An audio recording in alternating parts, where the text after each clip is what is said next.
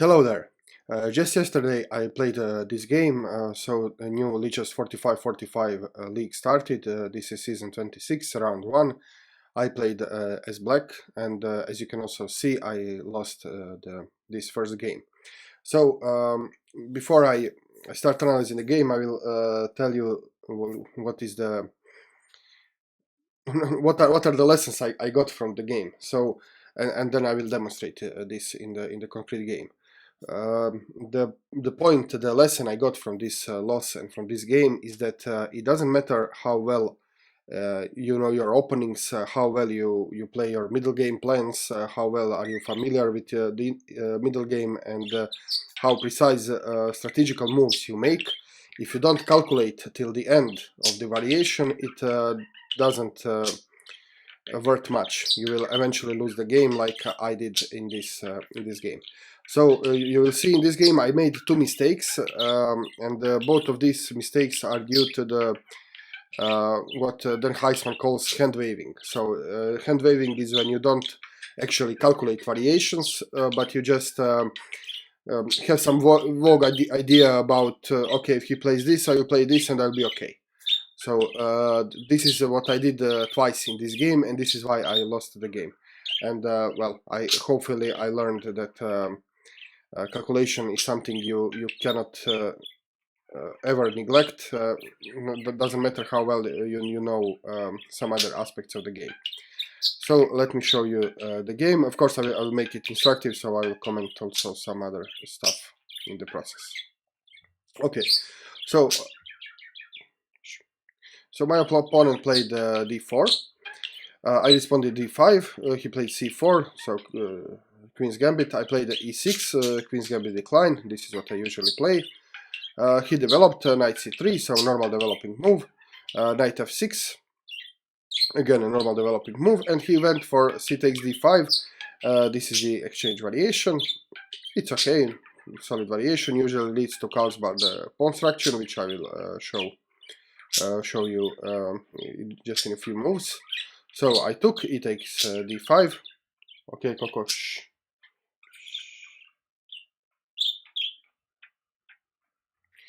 I will just move him out of on the other shoulder because he's near the microphone here. Okay, so I took. He played bishop g5. So this is just mainline theory, normal developing moves. He's pinning my knight. Now I have to unpin, so I unpinned with bishop e7. He played e3, and I played c6. So this is Carlsbad structure. So the point of c6 is, of course, first of all to solidify the center, and second of all to take b5. b5 is an interesting square for his pieces. He can put his knight there or his bishop. So I wanted to take this away by playing c6. And now this is Carlsbad structure. This structure is usually fixed structure, so it stays like this for a long time in the game.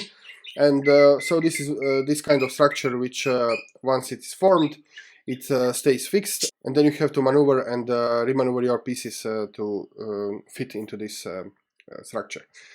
So in this concrete in Carlsbad, in this concrete structure, e4 is the key square.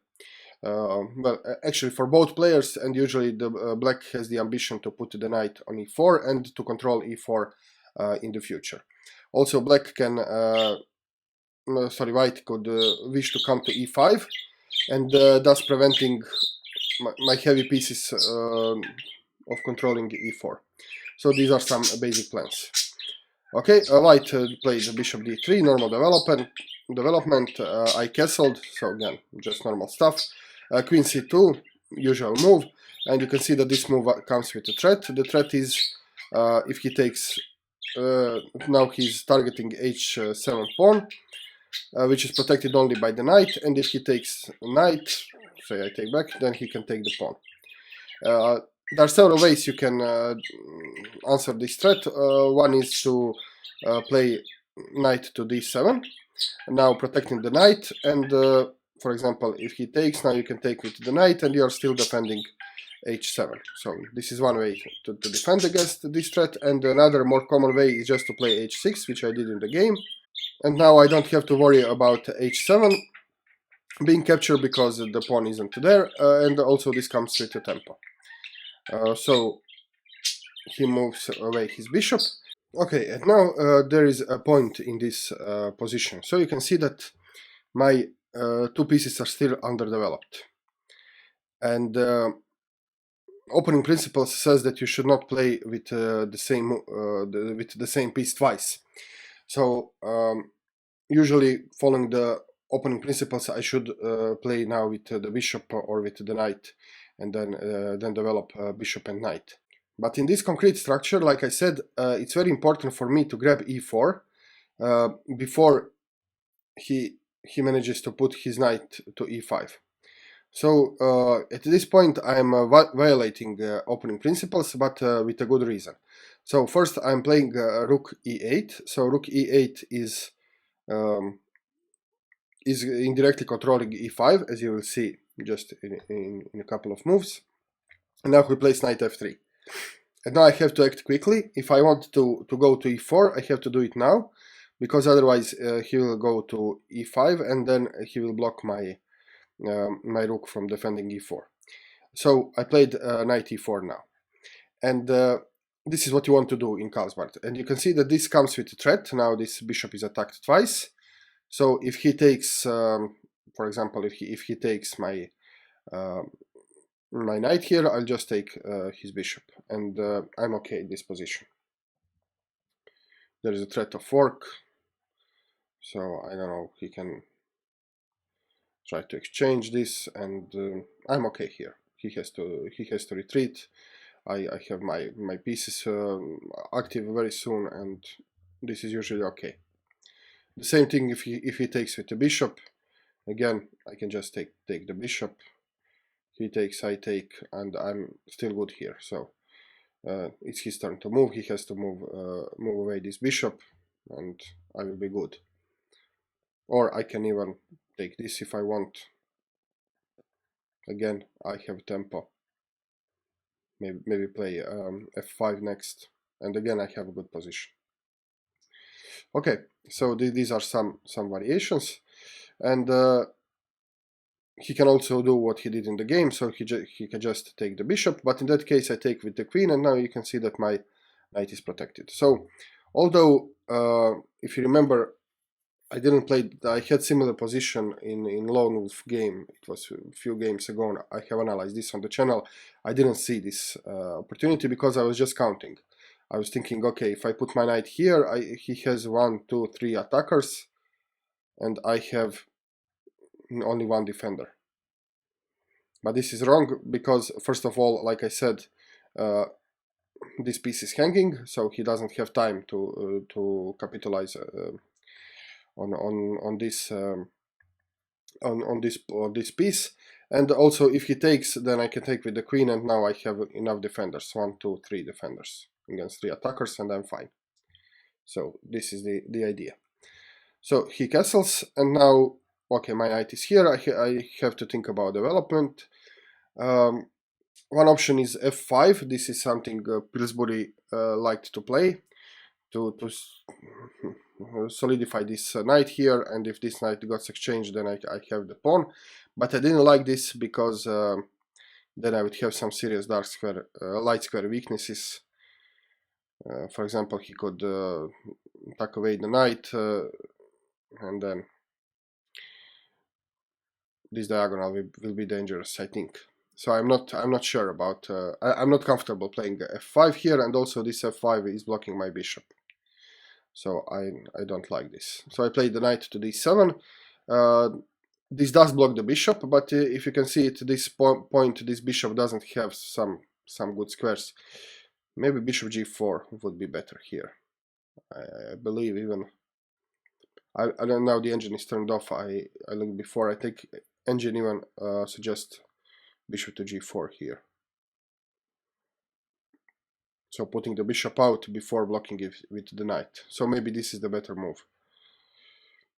And then he has to do something about saving his pawn structure, probably something like this. But now my my bishop is developed. So maybe this was not the best move. Maybe this was the better move here. But okay, knight to d7.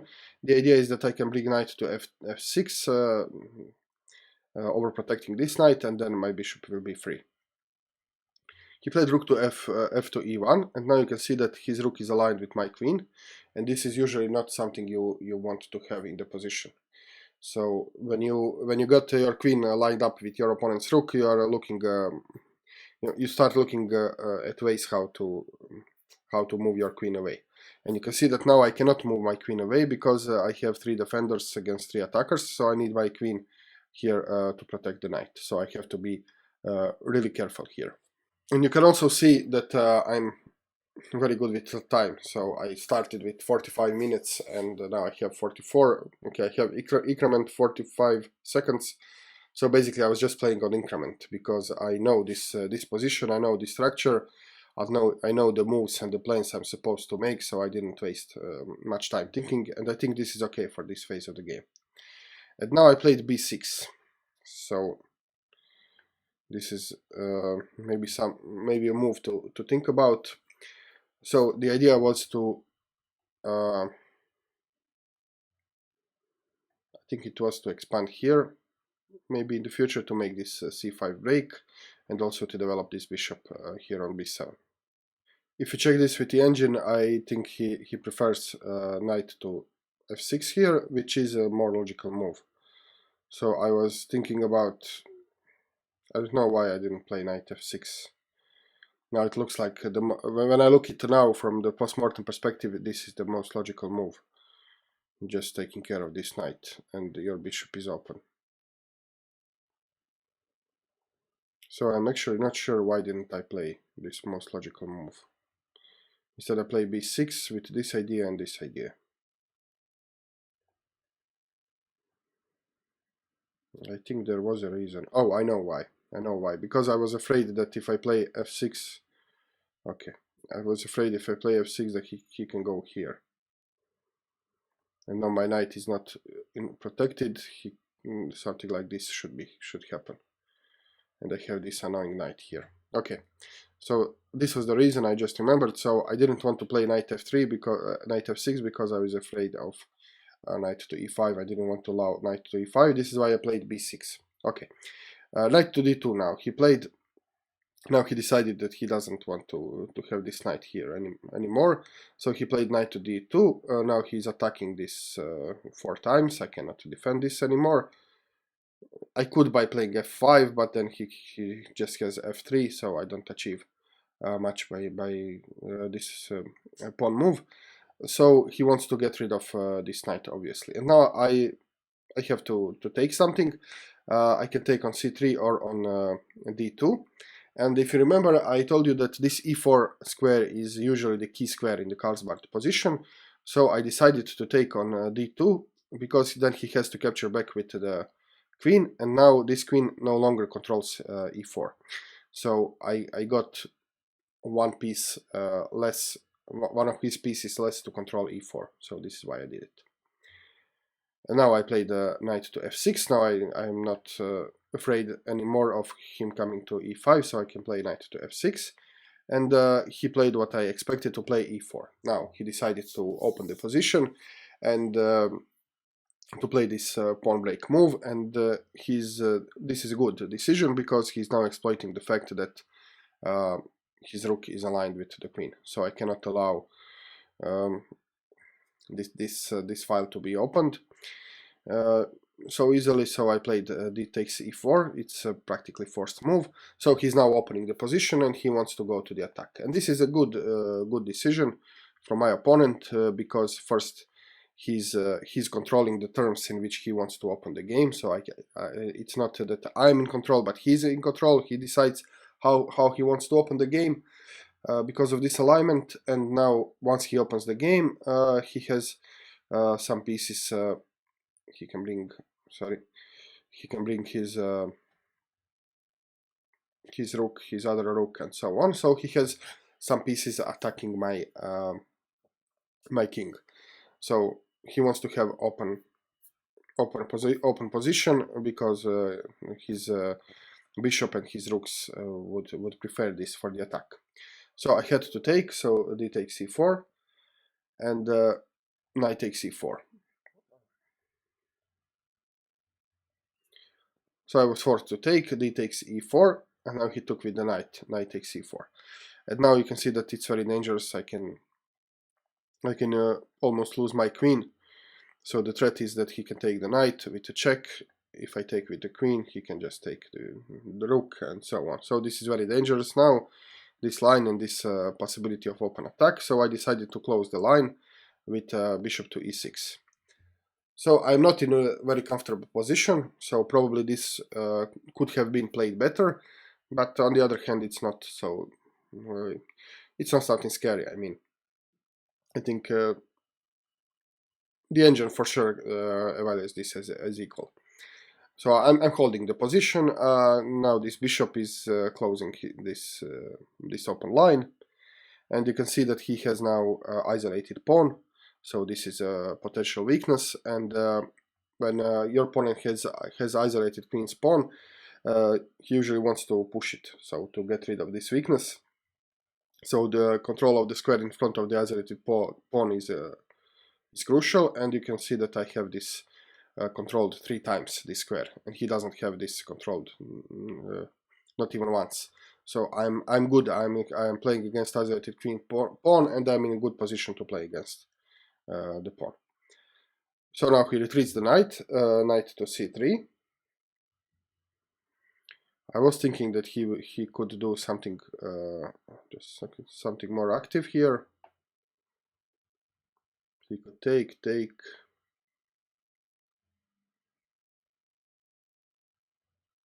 Okay. Anyway, he played knight to c3, so he's backing up. Maybe I wouldn't do this if I was him. I would maybe just leave this knight, or even try to solidify the knight. And if takes, then you have centralized bishop. So I wouldn't retrograde. I wouldn't go back here in this position, maybe. Okay, but he did. And now I have to step away with my queen, because this is really annoying. So queen to c7. Queen to c7 covers this weakness. So you can see that he has this weakness, this isolated pawn, which is weak, and I have this c6 pawn, which is weak. So I have to do something about this as well. So queen to c7, and now I'm also making some pressure on his king side, and I'm covering this weakness. So this was the position. He played rook to e3. Now he wants to bring obviously his other rook into attack, and maybe he wants to go with his rook just attacking my king position together with bishop and together with queen. So now he's launching an attack, and this is the first oversight I did. I was thinking, I thought this was kind of a blunder, because if I play knight to g4, then I'm hitting this pawn twice, and also this rook. So I thought this is a fork, and I thought the only way, so I did play this knight to g4, which was a mistake, because I thought the only escape he has is to play king to h3, covering this pawn. And then I have this covered attack, so I could go something like... I didn't even calculate what would I do. This was one option, to threaten this this bishop, but then I basically just trade 2 of my light pieces. Okay, I did trade. I did give up 2 pieces for a rook, but I think I have a strong position. Let's just see how the engine would evaluate this. Equal. Okay, for engine everything is equal. Even white is a little better. But okay. Anyway, I thought that even if I didn't know what to do next, I thought that this would be very nice to have. So this rook under this covered attack, it should be pleasant position to play. So this is practically out of the play. It's uncoordinated with other pieces and so on. But what I didn't see is that he has a rook. Okay, he has rook to g3. I didn't see this move. So this is the first mistake, but this is the mistake I cannot scrutinize myself for. So if you don't see something, you don't see something. You cannot blame yourself for not seeing stuff on the board. So in order to see stuff on the board which you don't see, it doesn't have some kind of quick fix. It just comes with experience. So you have to play many games, you have to analyze master games, you have to watch masters play, you have to train your tactics, your tactical vision, board vision, and so on, in order to see moves like here, rook to g3. So I didn't see this move, and I don't blame myself not to see it. It's just, this is why my rating, this is why I'm, I don't know, 1800 in classical and not 2100. So I don't see some stuff on the board, and this is okay. I hope when I gain experience, as I get better, I will see more and more stuff. So this is not something I'm worried, or I blame myself. I'm very sad for not seeing. So I just didn't see, and this happens.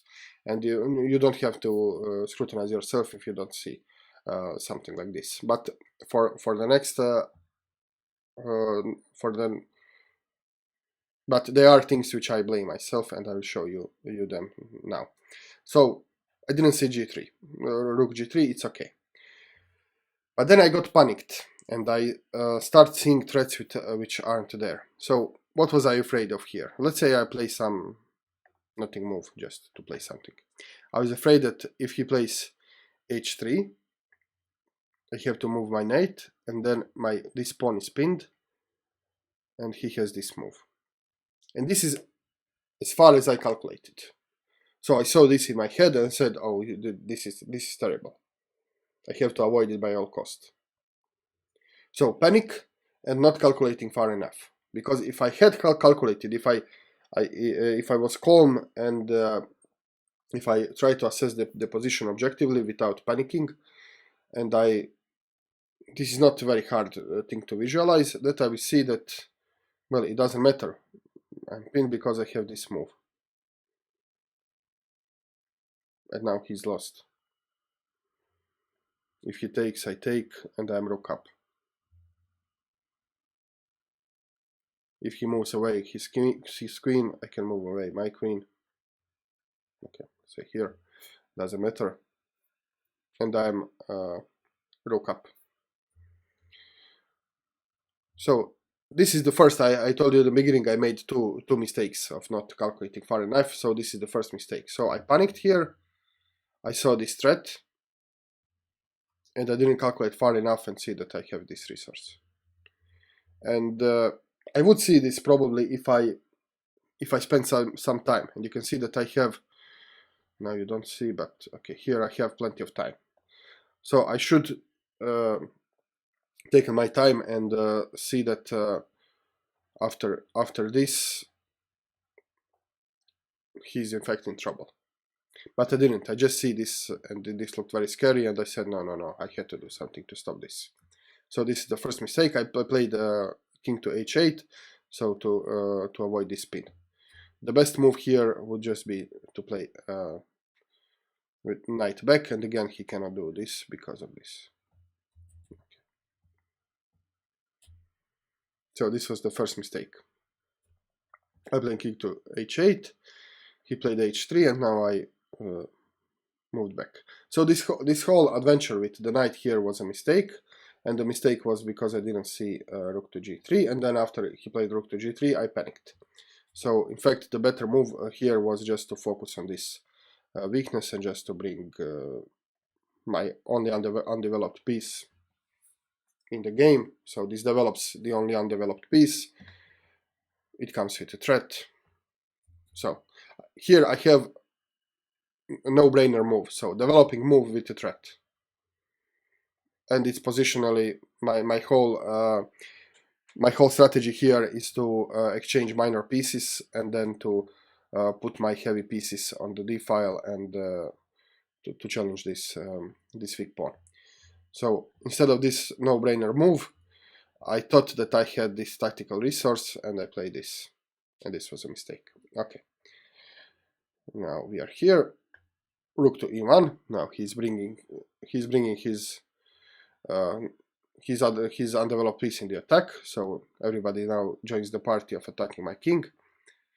Rook a to d8, now I play this move, which I should have played 3 moves ago, so hitting this pawn.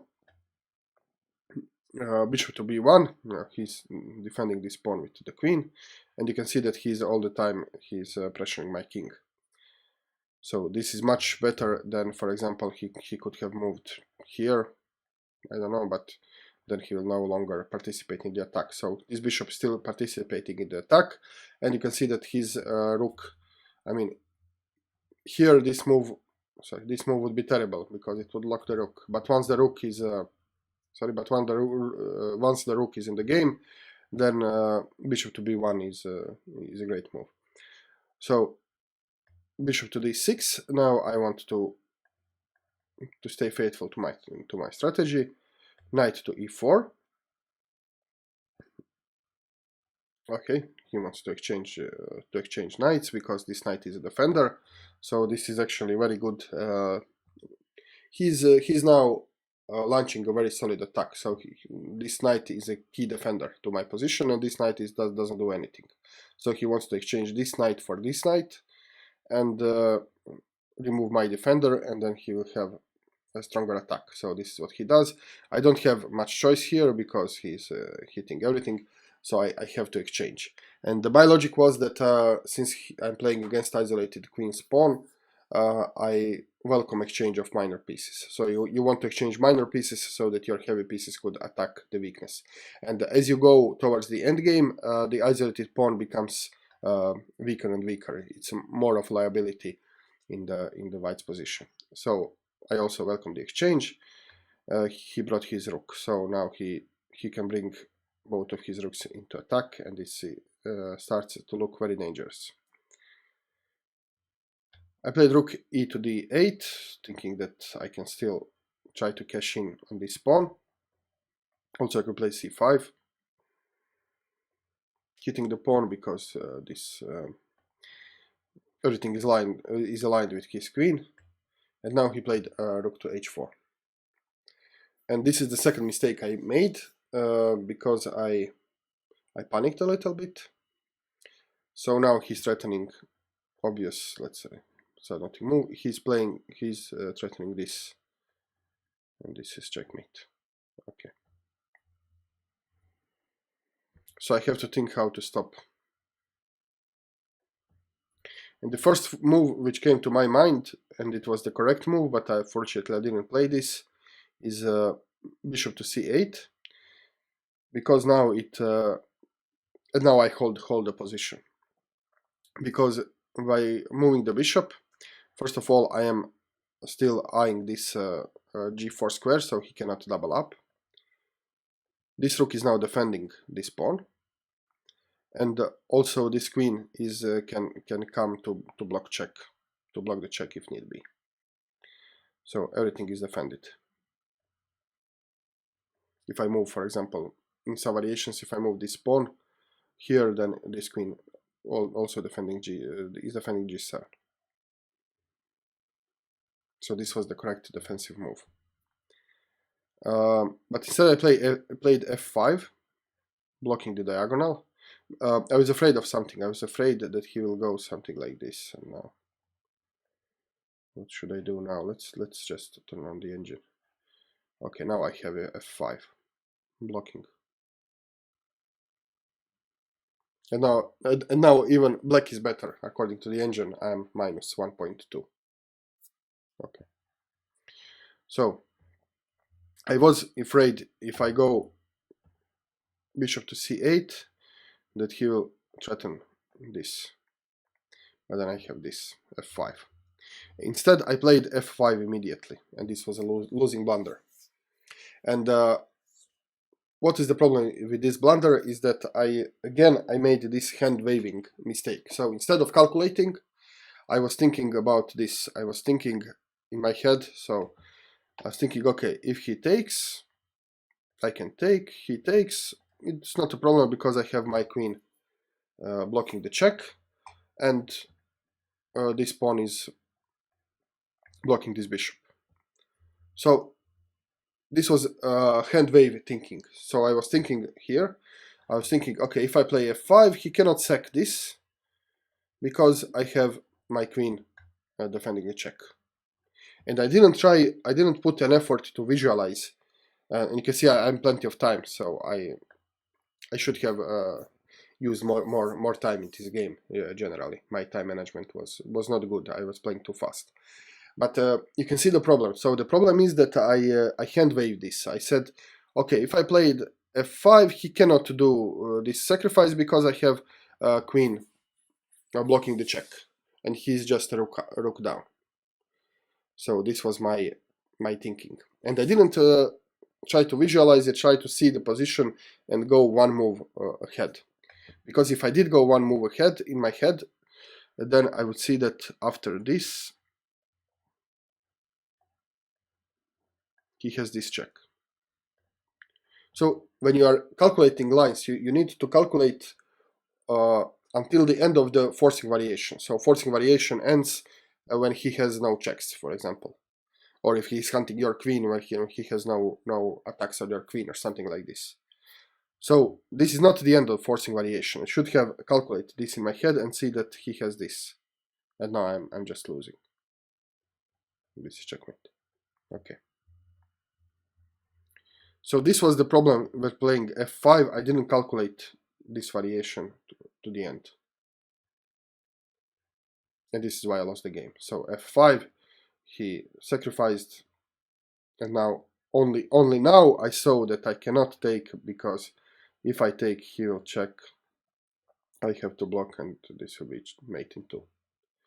So only now I saw this, that I cannot take. And there is no reason why I couldn't see this here. I mean, I can visualize three moves ahead, but I didn't. I don't know. I was just hand waving in my head. I didn't calculate. I was too lazy. So now I saw it, and now I just desperately try to defend, but it's over. He has a million ways to win. So now you can see that this pawn is falling. I was just now hoping for some kind of blunder from his side.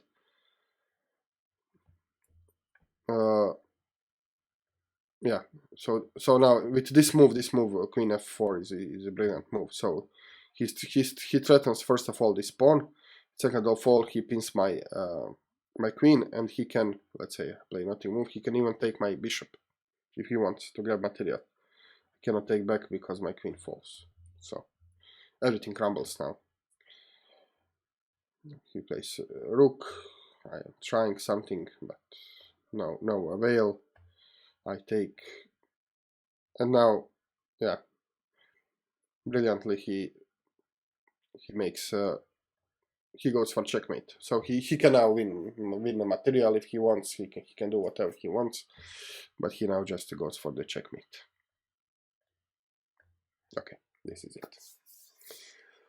Okay, so, well, it's unfortunately I lost the first round. It's not a very good start of the new round, the new tournament with a loss. But well, this is chess. This is what happens when you play chess.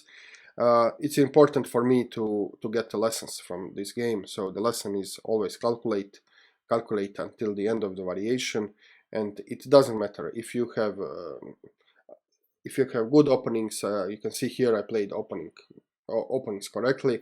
I had good strategical ideas. I have good positional ideas. I was fighting for the e4.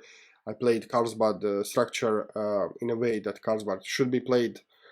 So I think these aspects of the game in this particular game were okay. They probably could have been better, but for my level, I think I played this rather precise and correctly. But well, when it comes to forcing lines, you have to calculate and not stop until the forcing line is not over. So not just, oh, okay, he can capture my h6 and now my g pawn is pinned and I'm busted, I have to avoid it. No. Just think, visualize the position and see if this is really a threat, if this is really something which should worry you. And also with in this other